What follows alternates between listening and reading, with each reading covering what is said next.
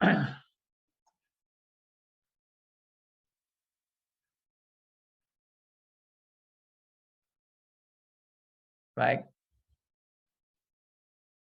Ini yang tadi tertulis di Alkitab. Jadi janganlah kamu seperti mereka, karena Bapamu mengetahui apa yang kamu perlukan sebelum kamu minta kepadanya.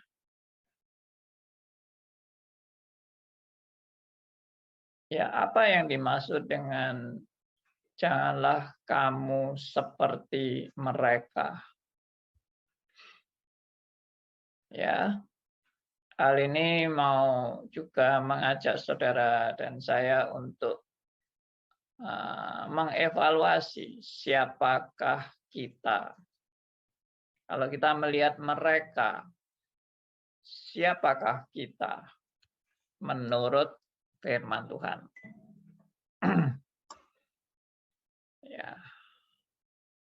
kita selalu condong untuk menilai diri kita lebih baik dari orang lain. Kita selalu menilai diri kita adalah orang yang cukup baik. Tapi juga ada juga sebaliknya, orang yang merasa dirinya sangat hina dan sangat tidak baik. Alias orang seperti ini seringkali orang minder. Selalu melihat orang lain itu lebih baik dari dirinya. Lebih kaya, lebih enak hidupnya, lebih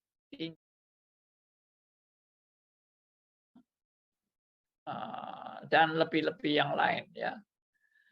Nah, lalu kita selalu merasa aku nggak ada apa-apanya dibandingkan dia.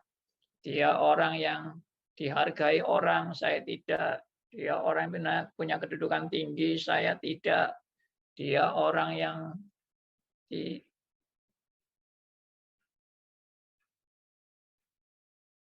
ya ini kenapa lagi nih videonya nggak muncul.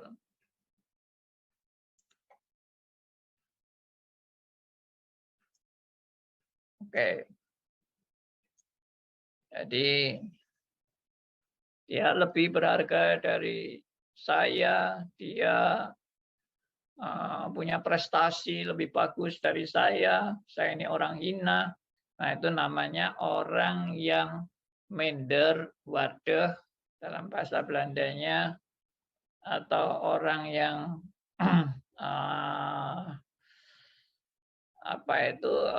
underestimate ya.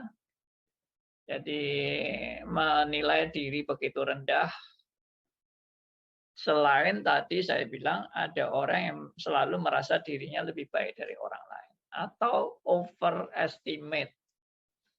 Jadi memang gambaran manusia itu selalu ada dua ekstrim ini ya.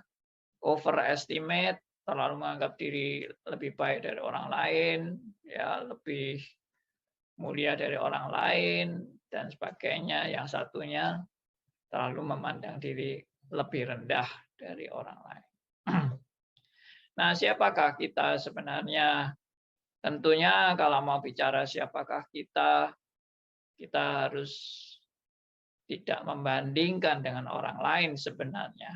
Tapi seharusnya siapa kita di hadapan Tuhan.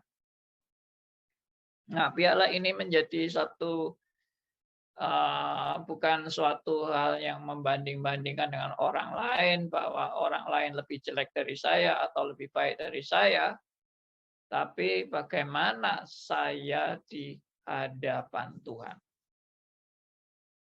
Ya, saya harap ini justru yang mau Alkitab ajarkan untuk saudara dan saya. Tapi apa yang dimaksud dengan Tuhan, janganlah kamu seperti mereka. Sepertinya Tuhan malah mengajak kita membandingkan dengan orang lain. Dan orang lain itu sepertinya begitu brengseknya dan saya tidak brengsek seperti mereka.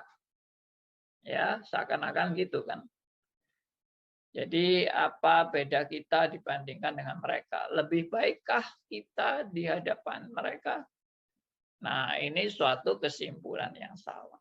Ya, kalau ayat Alkitab mengatakan janganlah kamu seperti mereka, itu tidak berarti Alkitab mau menunjukkan bahwa kamu ini orang yang lebih baik dari mereka, kamu ini orang yang lebih pantas, kamu ini orang yang lebih mulia, kamu ini orang yang lebih terhormat, dan sebagainya. Bukan itu maksud Alkitab. Tapi maksud Alkitab adalah sebetulnya kita itu enggak lebih baik dari mereka.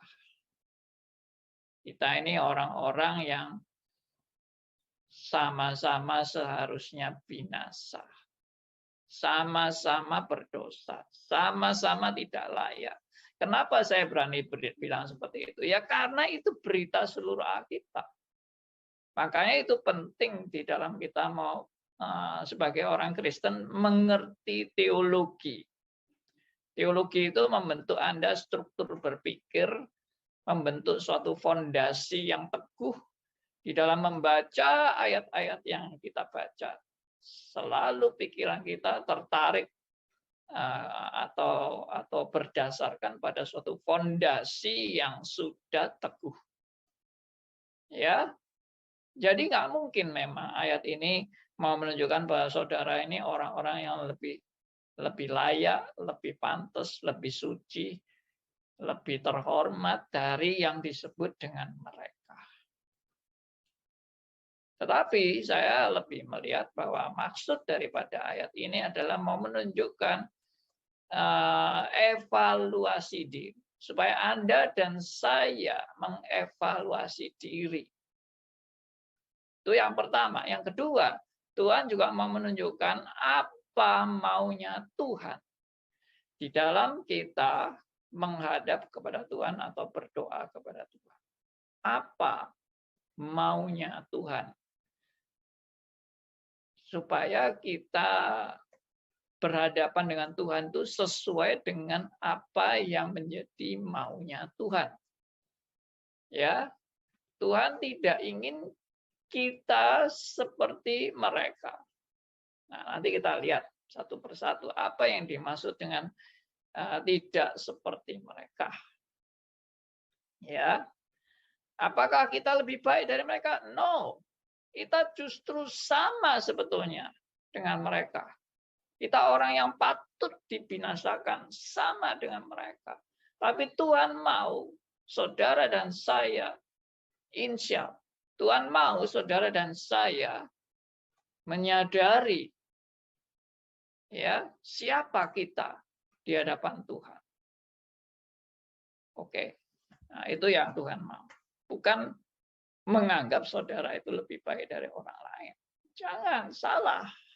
Anda salah langkah kalau seperti itu. Anda tidak paham dengan maksud firman Tuhan. Kalau saudara dari ayat ini, saudara membanding-bandingkan diri Anda lebih baik dari orang lain. Lebih baik dari si munafik itu. Lebih baik dari orang brengsek itu. Lebih baik dari penipu itu. Lebih baik dari pemerkosa itu atau pezina itu. Enggak. Salah besar. Kita tidak pernah menganggap atau tidak pernah mendidik Anda untuk Anda membanding-bandingkan diri Anda dengan orang lain. Sekali lagi ya. Jadi maksud ayat ini adalah evaluasi diri. Dan Tuhan mau menyatakan kepada Anda apa yang dikehendaki Tuhan di dalam kita berhadapan dengan Tuhan. Tuhan mau supaya kita tahu apa maunya Tuhan bagi kita. Oke? Nah, jadi ini yang tidak benar tadi ya. Kita jangan punya hobi suka membanding-bandingkan diri dengan orang lain. Sudah, nggak usah lihat orang lain. Ya, tidak usah Anda banding-bandingkan diri Anda dengan orang lain. Oh, Anda lebih hebat, lebih baik, lebih pantas, lebih suci, lebih mulia, lebih layak, ya, lebih diterima dan sebagainya. Buang semua itu. Sekarang Anda sendiri langsung berhadapan dengan Tuhan. Bagaimana? saudara di hadapan Tuhan. Nah, seringkali saya melihat orang-orang yang ya kalau terjebak ya, kita bukan saya lihat orang. Seringkali kita itu kalau terjebak, kita mendengar firman lalu kita bilang, wah ini cocok untuk si dia, ini cocok si A, untuk si B, untuk si C, tapi tidak untuk saya. Saya orang sudah cukup baik, saya orang sudah cukup suci. Firman Tuhan ini tidak untuk saya, tapi untuk orang-orang yang munafik-munafik itu. Nah, itu sudah salah ngerti kan? Dan itu juga sikap yang Tuhan tidak kehendaki. Ya. Oke. Berikut. Masih janganlah kamu seperti mereka. Mereka yang bagaimana yang dinilai oleh Tuhan? Mereka orang-orang munafik, tapi merasa paling rohani. Nah, ini yang Tuhan ingatkan saudara dan saya untuk tidak seperti mereka, yaitu tidak menjadi munafik. Ya, mereka itu adalah orang-orang yang munafik, tapi merasa paling rohani. Nah, apakah ini juga tidak membandingkan kepada orang lain? Oh, mereka munafik, saya tidak munafik. Salah lagi. Tidak seperti itu maksudnya. Maksudnya adalah saudara dan saya dan mereka dan kita itu sebenarnya sama-sama orang munafik. Dalam perenungan hidup saya untuk merenungkan siapa kita di hadapan Tuhan, saya yakin 100% tidak ada orang yang tidak munafik. Kalau sampai saudara dan saya mulai menyadari siapa kita yang munafik itu, nah itu baru kemajuan. Paham maksud saya? Bukan, oh saya tidak munafik, saya ini orang baik. Salah lagi. Yang Tuhan mau maksudkan adalah saudara dan saya, langkah yang lebih maju itu adalah menyadari bahwa saudara dan saya adalah orang munafik dan tidak lebih baik dari orang lain. Nah, apa bedanya dengan mereka? Mereka adalah orang munafik yang tidak menyadari dirinya munafik. Mereka adalah orang munafik yang menganggap diri mereka orang yang paling rohani. Dan Tuhan mau membuka mata rohani saudara dan saya.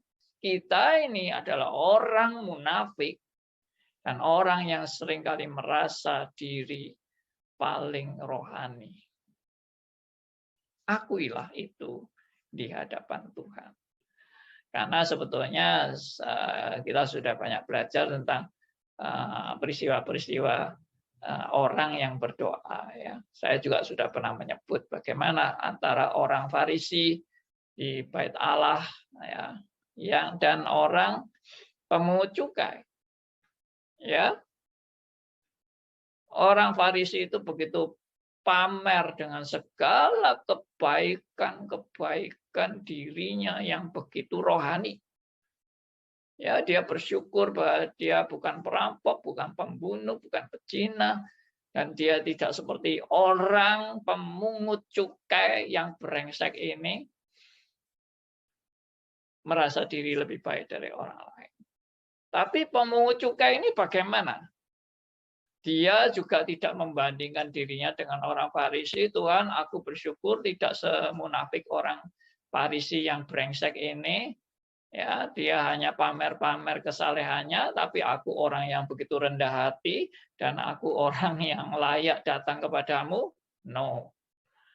Pemungut cukai itu datang kepada Tuhan dan mengakui ketidaklayakannya, mengakui kebrengsekannya, mengakui dia orang berdosa, mengakui bahwa dia orang yang tidak lebih baik dari orang lain. Ya, Itu yang Tuhan kehendaki, saudara dan saya. Ya, munafik itu apa sih? Munafik itu luar dan dalam berbeda. Itu munafik kan? Alias tidak apa adanya. Tapi yang dimaksud Tuhan, bagaimana saudara menyadari kalau saudara munafik? Ya, luar dan dalam berbeda. Yang dimaksud luar dan dalam berbeda itu kalau apa? Ya, kalau saudara ingin dipuji-puji manusia, ya saudara menampilkan Anda adalah orang yang begitu baik, begitu pantas dipuji manusia, dan saudara menikmati pujian itu. Padahal sebenarnya saudara ini orang brengsek. Itu munafik. Tapi tidak mungkin sebaliknya. Ya, tidak mungkin sebaliknya. Artinya bisa sebaliknya. Tapi maksud saya itu yang dimaksud munafik itu bukan berarti kamu itu orang yang sebenarnya sangat baik sekali, tapi penampilanmu brengsek sekali. Ya, tentunya yang dimaksud munafik bukan itu ya. Itu luar dan dalam kan juga sama-sama beda kan. Dalamnya sangat bagus sekali, sangat indah sekali, sangat suci atau berkualitas sekali, tapi luarnya sangat brengsek sekali. Yaitu dalam dan luar berbeda. Tapi yang dimaksud munafik bukan itu. Yang dimaksud munafik tadi ya pertama saya bilang tadi. Yang dalamnya begitu busuk, begitu brengsek, tapi luarnya begitu indah dan luar biasa dan minta dipuji-puji oleh manusia. Dan merasa diri yang paling rohani. Saya tidak tahu kira-kira orang munafik ini sengaja dalam kemunafikannya, mungkin ya. Tapi apakah dia sadar dia munafik? Nah, mungkin dia sendiri tertipu dengan kemunafikannya karena dia merasa dirinya lebih rohani dari orang lain.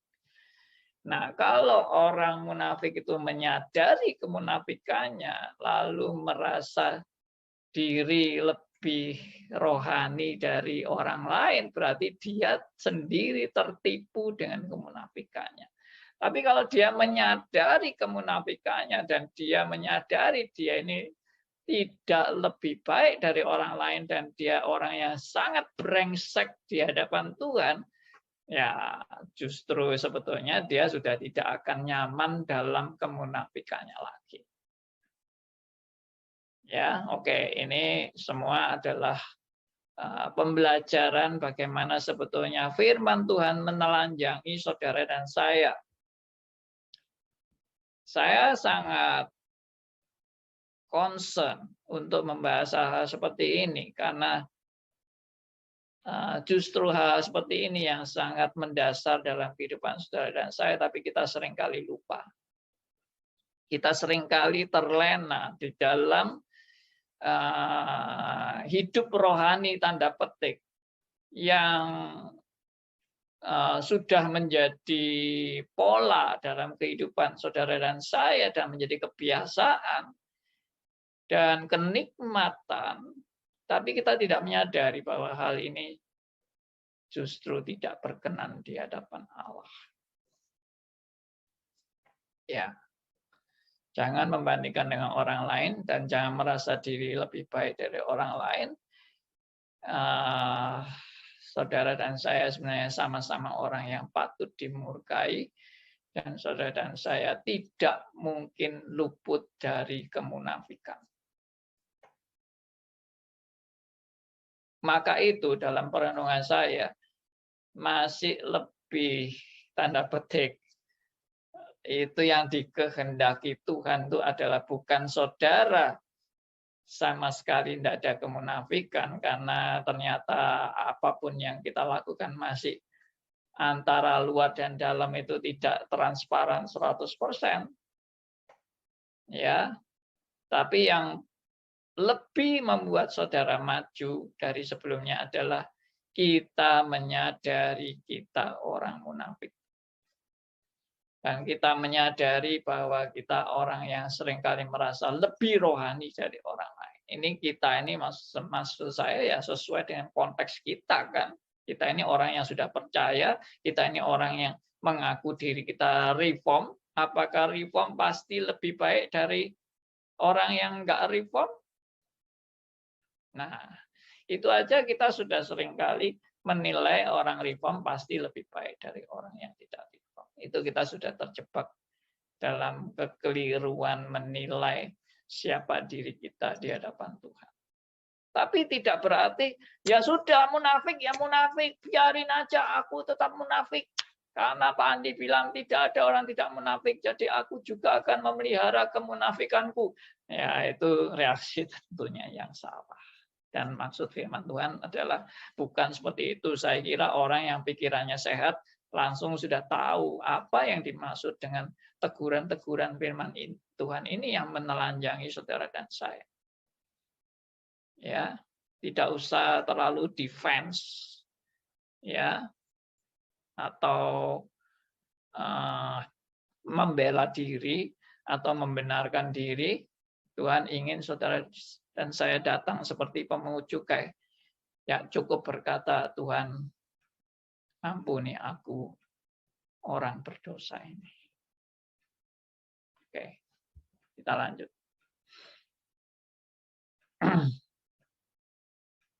Ya, ini tadi kelompok orang yang ingin penampilannya begitu bagus dilihat orang dan untuk dipuji manusia, dan bahkan ingin dipuji Tuhan dengan penampilan mereka yang begitu rohani. Dan orang seperti ini mungkin tidak sadar kalau Tuhan itu tidak melihat permukaan saja atau lahiriah saja. Tuhan melihat sampai ke hati. Saya seringkali diingatkan Tuhan dalam hal ini bahwa apapun penampilan saya, Anda bisa berpura-pura di hadapan manusia, tapi Tuhan tahu hatimu. Nah, inilah yang saya tadi maksud Tuhan tuh, firman Tuhan tuh menelanjangi kita. Di hadapan Tuhan kita telanjang. Di hadapan Tuhan, Tuhan tahu semua isi hatimu. Dan pada saat kita disadarkan Tuhan tahu semua isi hatimu, berarti saya disadarkan isi hati saya yang brengsek ini. Tuhan tahu. Dan justru itulah awal pertobatan. Karena orang yang tidak menyadari kebrengsekannya adalah orang yang merasa dirinya tentunya lebih suci dari orang lain kan? Karena Anda nggak mesti menyadari kebrengsekan Anda. Anda merasa Anda suci, Anda orang yang tanpa dosa, Anda orang yang tidak terdistorsi oleh segala yang najis. Saudara lebih layak dari orang lain, lebih pantas dari orang lain, lebih rohani dari orang lain. Saudara pejabat-pejabat rohani, saudara pengurus gereja, saudara majelis, saudara pendeta, saudara hamba Tuhan, termasuk saya, kita tanpa sadar sudah merasa saya begitu layak. Nah, Tuhan menelanjangi kita sekali lagi. Dan kita diberitahu oleh Tuhan, Tuhan tahu hati kita yang terdalam. Dan pada saat kita tahu bagaimana hatiku di hadapan Tuhan, disitulah Tuhan mau kita mengakui segala keberadaan kita di hadapannya dan tidak membenarkan diri dan tidak kemudian minta dipuji-puji baik oleh manusia, baik oleh Tuhan. Saya sama sekali tidak layak. Orang yang ingin dipuji, baik manusia dipuji Tuhan, itu juga orang nggak beres.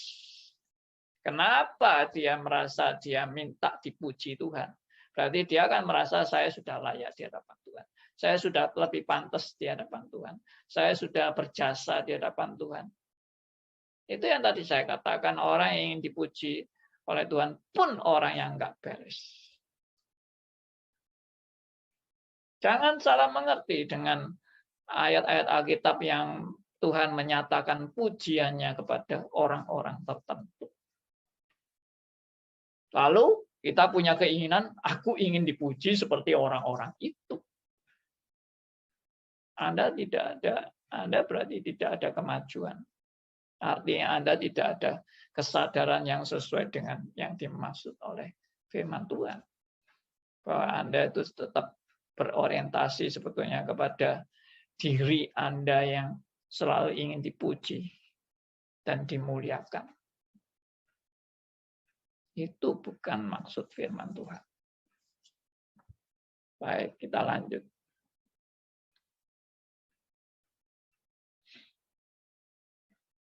Orang yang dalam kategori yang tadi disebut Tuhan dengan mereka, itu jangan kamu sama seperti mereka atau kamu seperti mereka. Itu mereka adalah orang-orang yang tidak mengenal Tuhan yang benar-benar benar.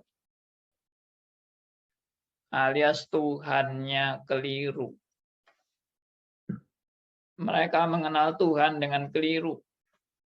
Mereka mengenal Tuhan dengan salah. Itu tadi, mereka nggak sadar Tuhan itu bisa melihat hati Anda. Tuhan melihat kebobrokan Anda. Dan mereka pun tidak sadar kebobrokannya. Dan mereka anggap Tuhan pun melihat dia sebagai orang yang demikian mulia dan demikian sucinya. Ini orang yang sama sekali salah, ya, untuk mengenal Tuhannya salah. Dia anggap Tuhan itu tidak tahu apa yang ada di dalam dirinya, tapi sebetulnya dia sendiri pun tidak tahu apa yang ada di dalam hatinya dia. Dia tidak sadar dengan apa yang ada di dalam dirinya, dan dia anggap Tuhan melihat dirinya begitu baik. Berarti itu sudah suatu kekeliruan mengenal diri sendiri, kekeliruan mengenal Tuhan, dan kekeliruan bagaimana Tuhan menilai dirinya. Semua keliru semua. Karena kebutaan rohani. Karena tidak menyadari siapa dirinya yang sebenarnya di hadapan Tuhan. Puji Tuhan, kalau Tuhan mengingatkan siapa saudara dan saya di hadapan Tuhan. Orang yang selalu menekankan bagaimana Anda dipuji oleh manusia. Bagaimana Anda menjadi hamba Tuhan yang terhormat. Bagaimana menjadi hamba Tuhan yang dikenal jasanya. Yang karya-karyanya begitu luar biasa. Anda orang yang benar-benar hamba Tuhan yang punya hati yang luar biasa. Hati yang mengasihi, hati yang suci, hati yang bersih. Apa maksudnya?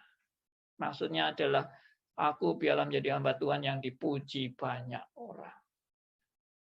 Yang dihormati banyak orang. Yang dikenal banyak orang. Ya, yang karyanya begitu besar dan luar biasa. Jangan salah paham. Saya mengatakan ini bukan berarti nanti ada orang menilai saya. Oh, Pak Andi ini iri dengan hamba-hamba Tuhan yang dihormati banyak orang, dipuji banyak orang, ya prestasinya yang hebat dan luar biasa. Pak Andi iri karena Pak Andi tidak seperti mereka. Pak Andi tidak berhasil dalam pelayanannya. Dia tidak ada yang memuji-muji, dia tidak ada yang menghormati, sehingga Pak Andi itu iri dan benci, makanya mengorbankan seperti ini. Ya, kiranya Tuhan mengampuni orang-orang yang menghakimi saya. Enggak apa-apa. Saya pun selalu belajar dari penghakiman-penghakiman terhadap diri saya sejak saya menjadi orang Kristen sampai hari ini. Ya, terutama setelah saya menjadi gembala jemaat. Bagaimana banyak orang menghakimi saya. Saya bersyukur sekali karena banyak pelajaran-pelajaran yang saya terima melalui bagaimana Tuhan memproses hidup saya. Pada saat saya dihakimi demikian, memang kecondongan manusia akan membela diri kan. Kecondongan manusia selalu, saya bukan sejelek yang kamu kira. Saya orang yang baik dan sebagainya dan sebagainya. Ya, tapi saya belajar sesuatu. Apa itu? Pada saat kamu dihakimi, terimalah itu. Karena keberadaan kamu yang sesungguhnya ada lebih jelek dari penghakiman yang diberikan kepadamu. Wah, ini kata-kata yang sangat, bagi saya sangat menohok dan sangat juga mengingatkan kita semua. Pada saat kamu dihakimi, tidak usah membela diri. Kenapa? Karena keberadaanmu yang sebenarnya adalah jauh lebih jelek dari penghakiman itu sendiri atau fitnah itu sendiri. Kalau Anda difitnahkan, wah, Andi Halim begini, Andi Halim begini, Andi Halim, wah, membela diri. Saya tidak seperti itu. Tidak usah membela diri. Karena Andi Halim sebenarnya lebih buruk dari segala fitnah yang diberikan kepada Andi Halim. Di mata Tuhan. Ya, di mata Tuhan. Andi Halim tidak lebih baik dari orang lain. Di mata Tuhan, kebobrokan Andi Halim luar biasa kebobrokannya. Hanya Andi Halim sendiri tidak begitu mengenal kebobrokannya. Tapi begitu Andi Halim makin dekat sama Tuhan, makin sadar kebobrokannya. Makin dekat lagi, makin banyak lagi kebobrokan yang sesungguhnya. Sehingga manusia di hadapan Tuhan tidak ada yang bisa membusungkan dada, memamerkan segala kehebatannya, tetapi semua orang yang di hadapan Tuhan yang Maha Suci akan jatuh tersungkur dengan segala kehancuran hati, tidak bisa menyombongkan diri di hadapan Allah. Siapakah kamu, hai manusia, yang merasa dirimu begitu suci di hadapan Tuhan? Mari kita makin mengenal siapa diri kita. Pada saat firman Tuhan berkata, janganlah kamu seperti mereka. Kamu tidak lebih baik dari mereka.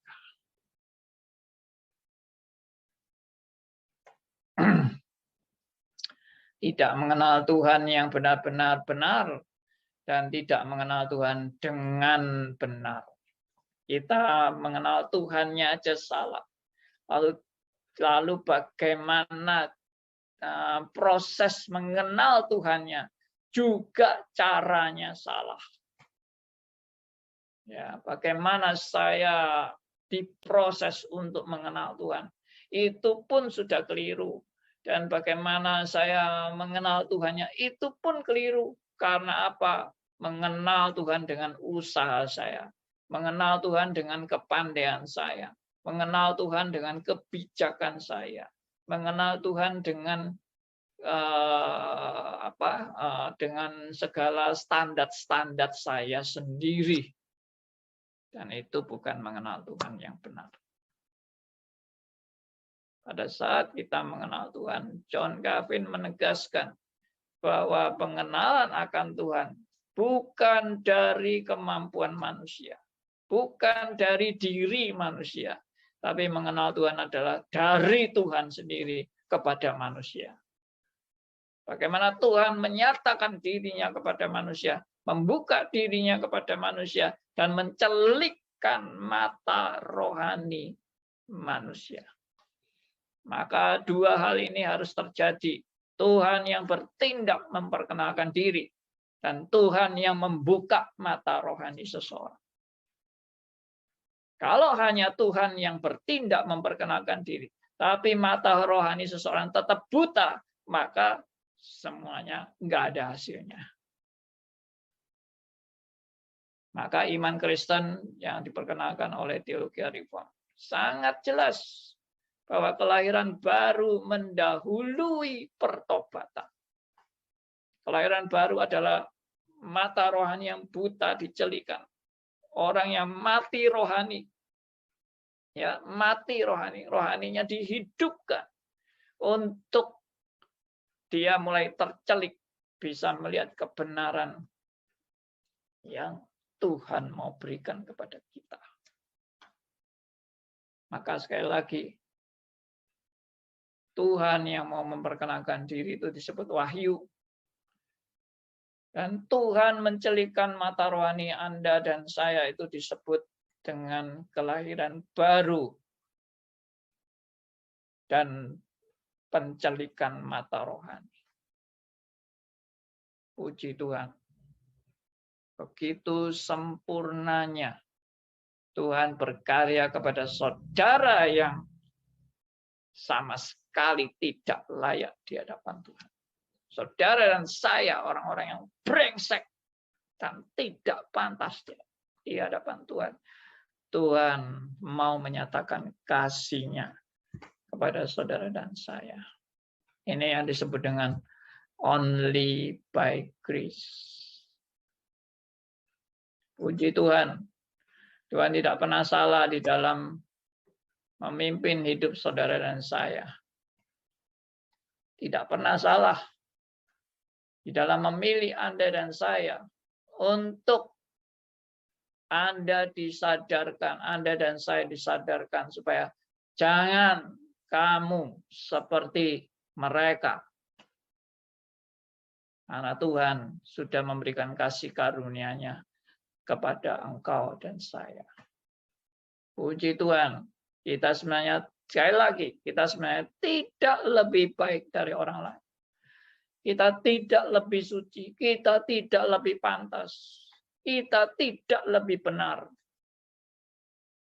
Kita semua sama-sama brengsek.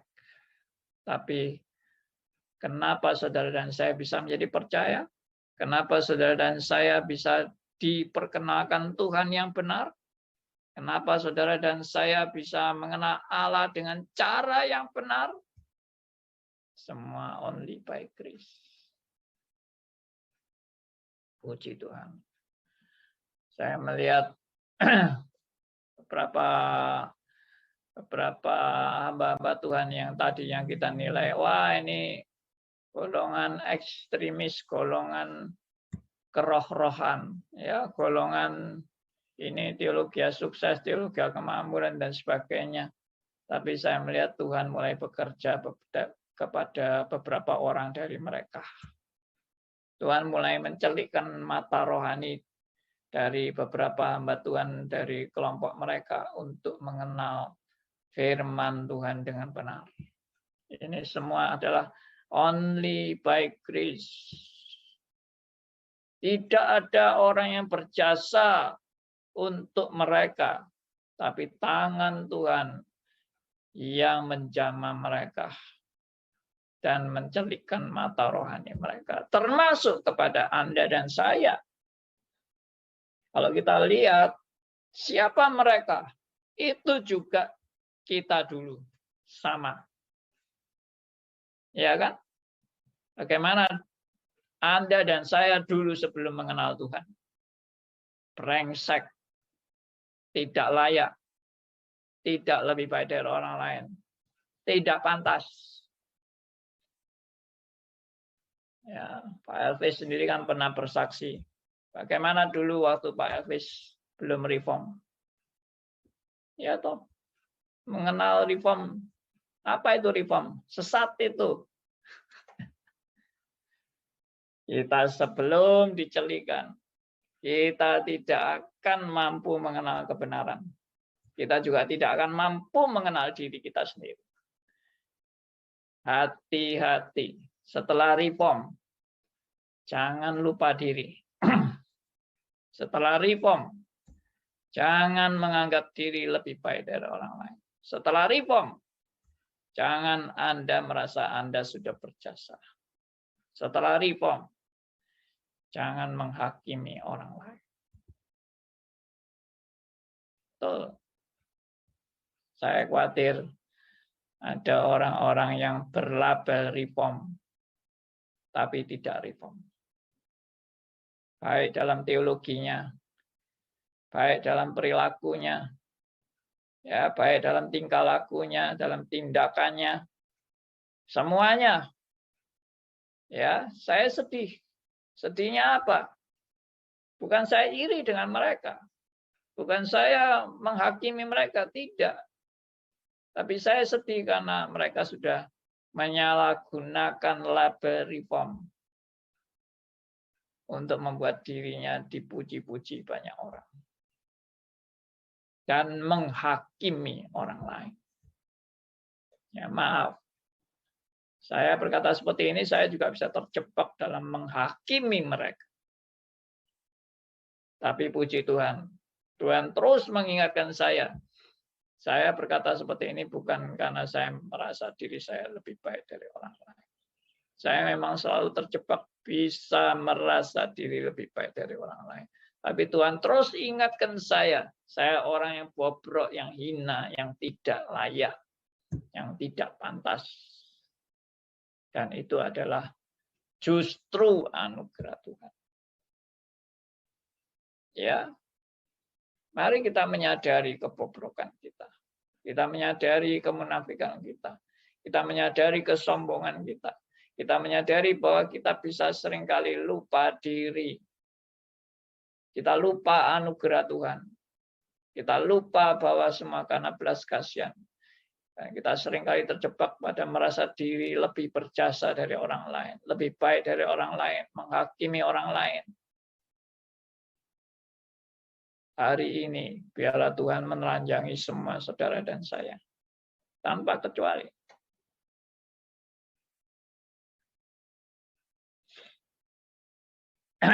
Orang-orang yang seperti mereka adalah orang yang berharap salah kepada Tuhan.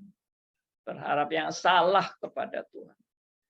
Apa harapan mereka? Ya tadi, ingin dipuji Tuhan. Dipuji-puji Tuhan, ingin Tuhan menghormati dirinya, ingin Tuhan menghargai dirinya, ingin Tuhan menganggap dirinya lebih layak dari orang lain, berharap salah kepada Tuhan.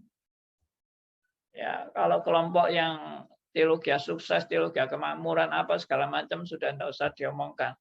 Mereka pasti juga salah. Karena mereka ingin kaya, ingin sembuh, ingin sukses, ya, apapun yang mereka minta, ingin berhasil dan sebagainya.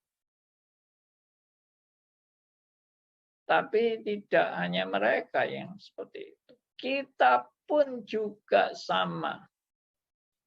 Kita setelah reform merasa diri lebih baik, setelah reform merasa diri lebih benar, setelah reform merasa diri lebih layak, setelah reform merasa kita tidak sama dengan mereka yang brengsek itu. Berarti kita kan tidak brengsek kan? Kalau kita menilai mereka brengsek, aku tidak brengsek. Siapa kita sebenarnya di hadapan Tuhan? Saya sangat tersentuh dengan kata-kata Rasul Paulus. Di antara semua orang, di antara semua rasul, aku yang paling hina dan tidak layak. Di antara semua orang percaya, aku yang paling hina dan tidak layak. Di antara semua orang berdosa, aku yang paling berdosa.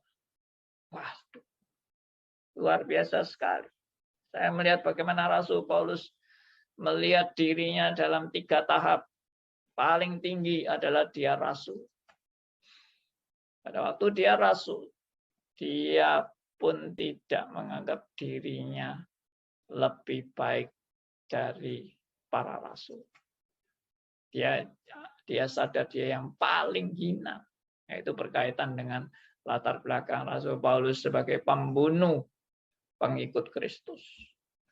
Mungkin itu yang membayangi terus bahwa dirinya tidak lebih baik dari para rasul. Tapi itu justru kasih karunia Allah. Kesadaran itu adalah kasih karunia Allah. Digolongkan dengan sesama orang yang sudah percaya. Dia bilang, aku tidak lebih baik, aku tidak lebih mulia dibandingkan semua orang percaya. Aku orang yang paling hina dari semua orang yang percaya. Nah, itu level lebih, kalau rasul kan spesial sekali. Kalau orang percaya kan lebih umum. Tapi sekarang dibandingkan dengan semua orang berdosa. Semua orang berdosa. Paulus matanya dibukakan oleh Tuhan. Dia pun tidak lebih baik dari semua orang berdosa.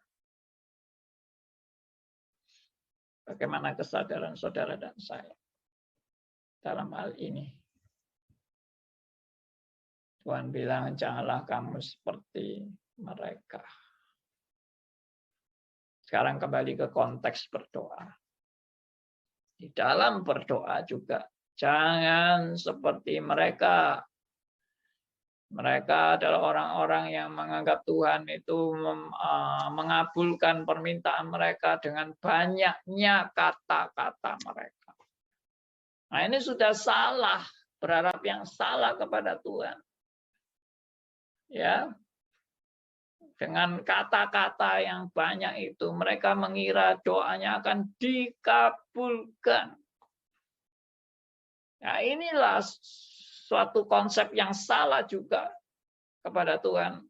Aku berharap Tuhan mengabulkan doaku dengan kata-kataku yang bertele-tele itu atau panjang lebar itu. Sehingga banyak orang punya konsep, kalau doa harus kata-katanya panjang, baru itu rohani.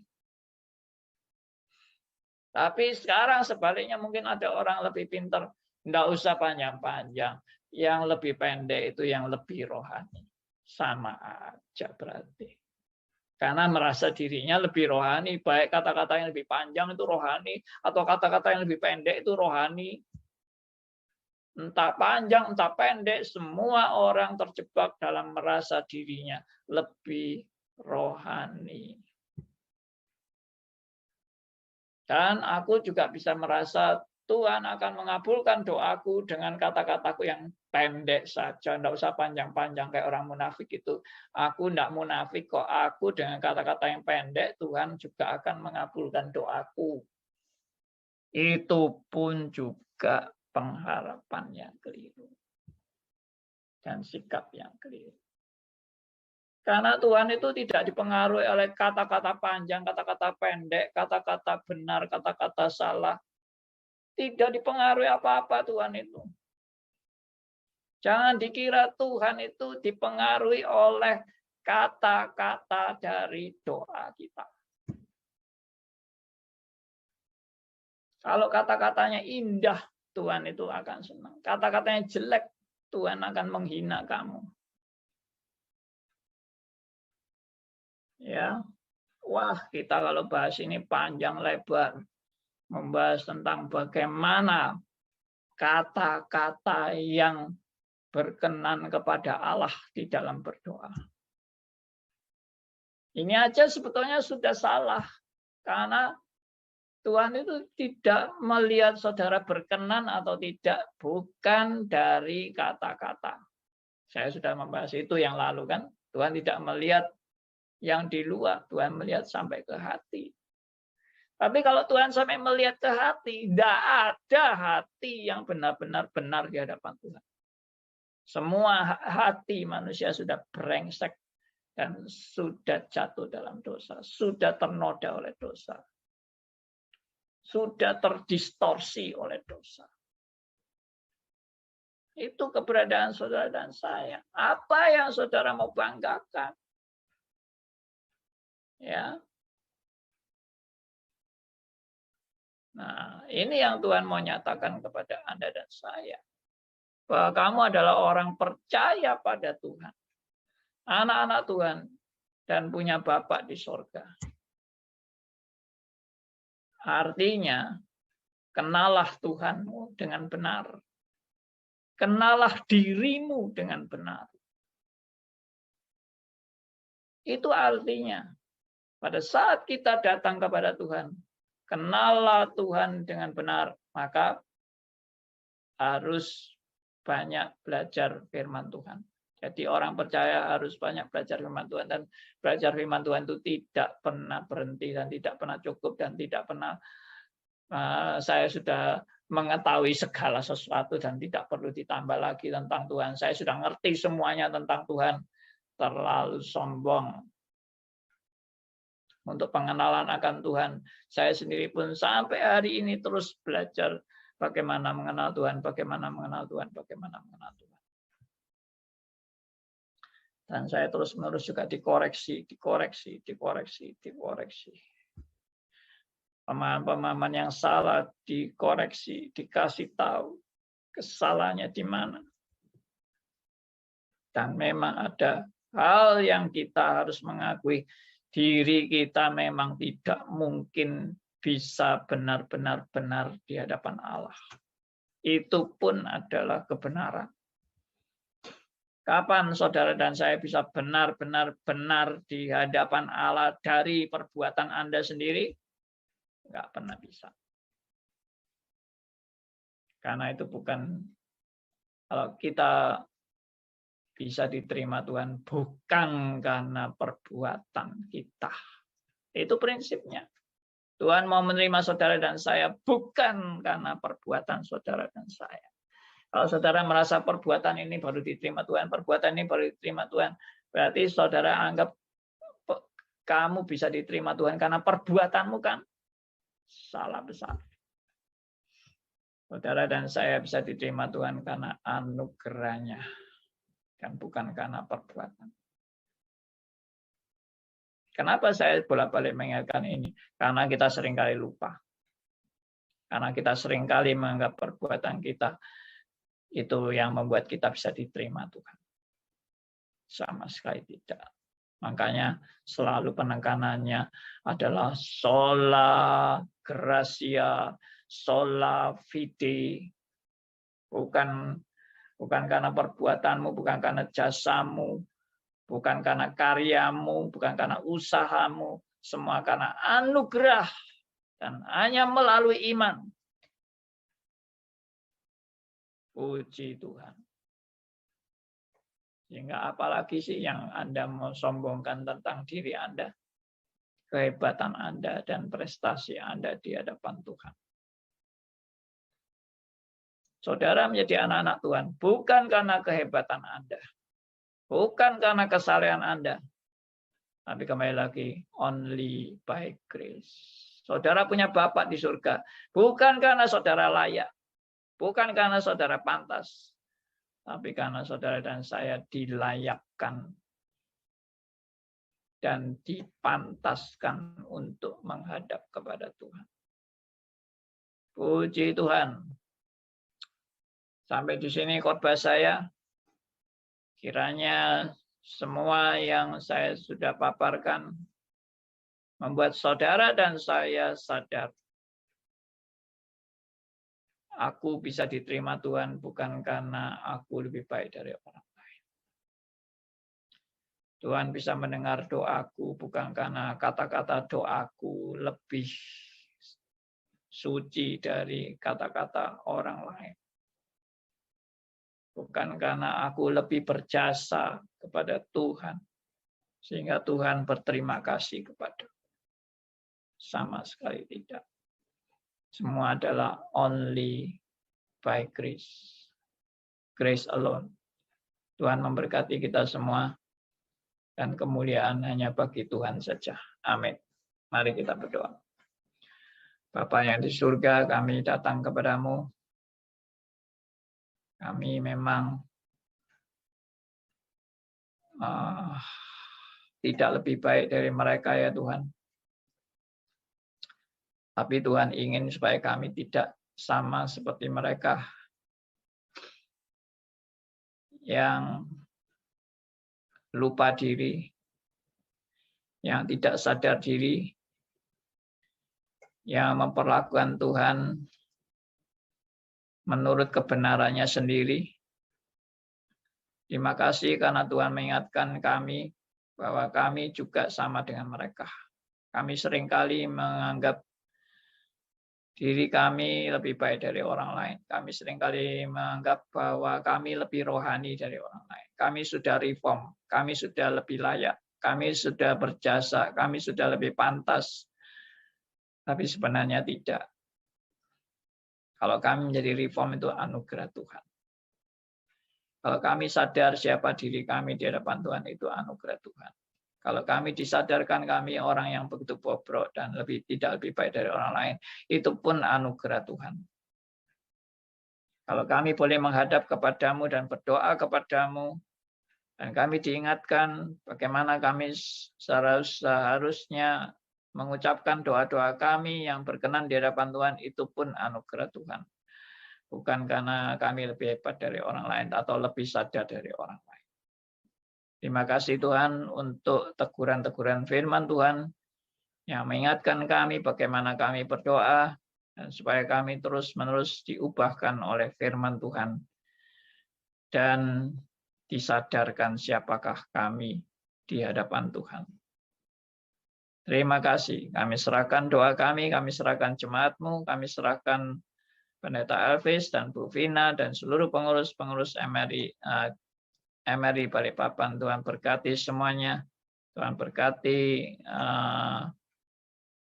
jemaat yang mungkin juga menghadapi banyak tantangan dan kesulitan, supaya kami juga tetap bersandar dan percaya hanya kepadamu, Allah yang Maha Kasih, Maha Penyayang, dan yang selalu menyertai dan mengingatkan dalam perjalanan hidup kami.